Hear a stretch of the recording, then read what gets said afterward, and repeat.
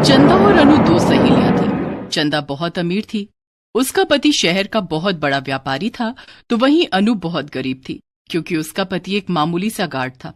दोनों सहेलियों ने अपनी अपनी दिवाली कैसे मनाई, चलिए देखते हैं। चंदा अपने पति के साथ मॉल जा रही थी। वो दोनों महंगी गाड़ी में बैठे हुए थे। किसी ने चंदा को आवाज लगाई, चंदा, चंदा।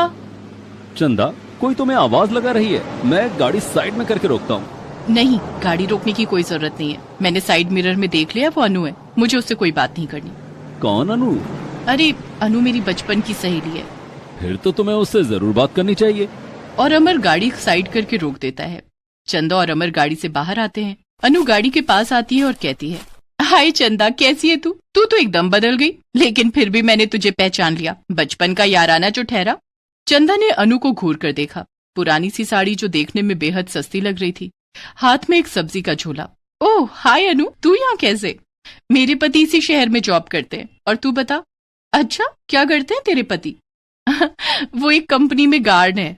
अच्छा, इनसे मिलो, ये है मेरे पति, इस शहर के सबसे बड़े बिजनेसमैन, रोजाना लाखों रुपए कमाते हैं। ओह अच्छा, तेरी तो लॉटरी लग गई।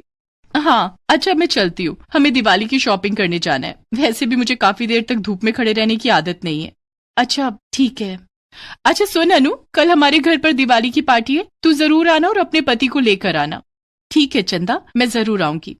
अनु चली जाती है। चंदा का पति अमर उससे कहता है, चंदा, तुम्हें अपनी सहेली से ऐसे बात नहीं करनी चाहिए। आपने उसकी हालत देखी नहीं, वो तो मुझसे बात करने के लायक ही नहीं है।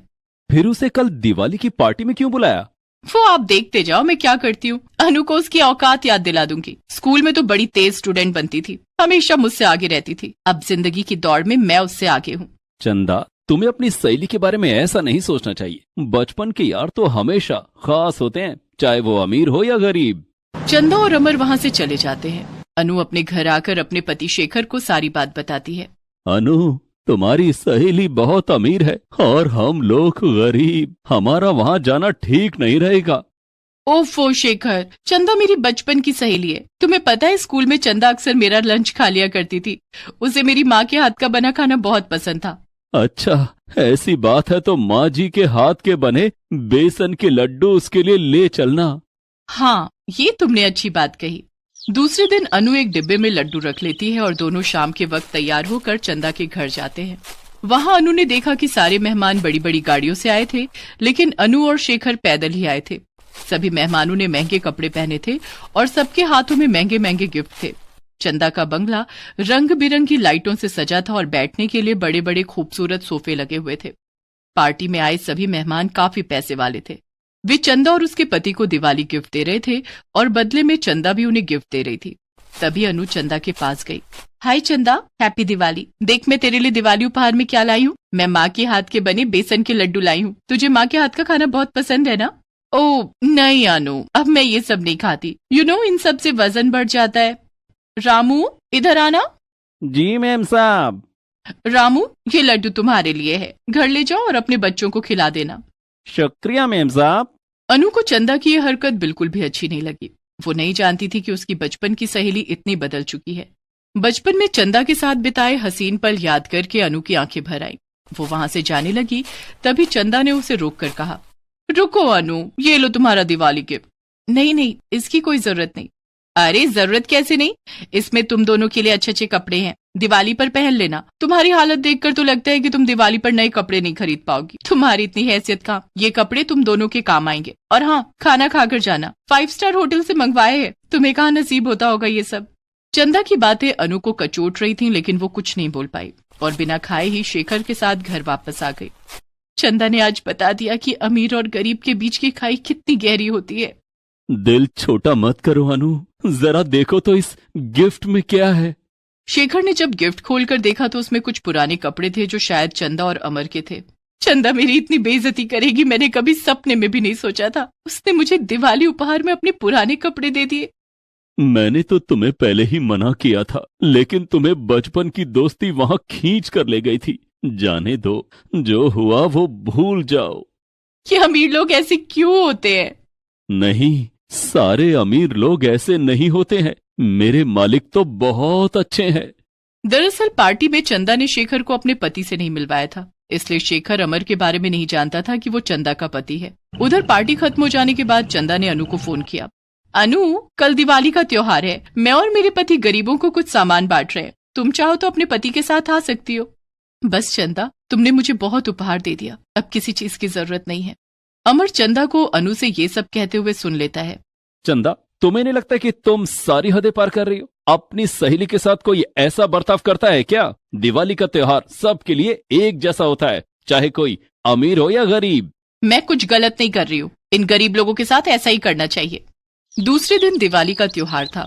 अनु अपने घर की सफाई खुद कर रही थी तो चंदा के नौकर उसके घरों को फूलों से सजा रहे थे। चंदा अपने पति के साथ गरीबों को सामान बांटने में व्यस्त थी।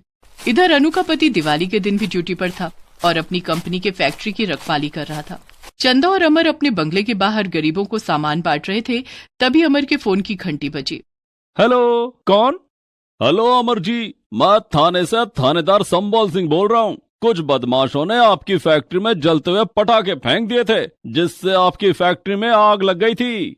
क्या ये सब कैसे हुआ? कब हुआ? मेरी फैक्ट्री जल गई क्या? उसमें लाखों का सामान रखा था, मैं तो बर्बाद हो जाऊंगा। घबराने की कोई बात नहीं है, फैक्ट्री को कोई नुकसान नहीं हुआ है। आपके गार्ड ने फौरन फायर ब्रिगेड को बुला लिया और आग बुझा दी गई है।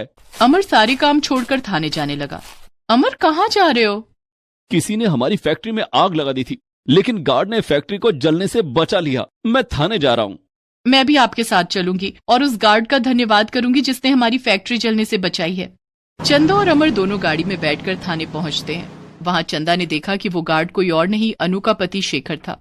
उसे देखकर चंदा शर्म से पानी पानी हो जाती है। चंदा शेखर से माफी मांगती है। मुझे माफ कर दो शेखर, मैंने उस दिन आपकी और अनु की बहुत बेइज्जती की और आज आपने हमारी फैक्ट्री जलने से बचा ली। अगर आज हमारी फैक्ट्री जल जाती तो हमारा बिजनेस डूब जाता और हम सड़क पर आ जाते। चंदा, तुम शेखर को कैसे जानती हो? ये अनु के पति हैं। ये दोनों दिवाली पार्टी वाले दिन हमारे घर आए थे। मैंने इन्हें जानबूझकर आपसे नहीं मिलवाया था। ओह, तो ये बात है। शेखर मेरी फैक्ट्री का सबसे ईमानदार गार्ड है और आज तो इसने जो किया है उसके लिए इसे इनाम जरूर मिलना चाहिए। हाँ, इनाम तो जरूर मिलना चाहिए। नहीं साहब, मुझे इनाम नहीं चाहिए। मैं एक गार्ड हूँ और फैक्ट्री की रखवाली करना मेरा फर्ज है। नहीं शेखर, अब तुम सिर्फ एक गार्ड नहीं हो, आज से तुम मेरे बिजनेस पार्टनर हो। लेकिन मालिक नहीं, अमर का हो। मुझे एक ईमानदार बिजनेस पार्टनर की जरूरत है और वो तुमसे अच्छा कोई और नहीं हो सकता। इस दिवाली पर हम चारों मिलकर पार्टी करेंगे और धूमधाम से दिवाली मनाएंगे। ठीक है अमर। उस दिन शेखर घर जाकर अनु को सारी बात बताता है। ये सब सुनकर अनु बहुत खुश हो जाती है। आपकी वजह से मेरी बचपन की सहेली मुझे वापस मिल गई। बचपन में हम हमेशा साथ मिलकर पटाखे चलाते और दिवाली मनाते थे। चंदा मेरे लिए ढेर सारी मिठाइयां लाती थी और उसे मेरी माँ के हाथ की बनी खीर बहुत पसंद थी। दिवाली पर बनी खीर मैं उसके लिए बचा कर रखती और दूसरे दिन स्कूल ले जाती थी। उस दिन शाम को अनु और शेखर दिवाली की पूजा करते हैं। अनु चंदा की पसंद का खाना बनाती है। पूजा के बाद अमर और चंदा अनु के घर आते हैं। सब साथ मिलकर खाना खाते हैं और धूमधाम से दिवाली मनाते हैं। दूसरे दिन से शेखर अमर का बिजनेस पार्टनर बन जाता है।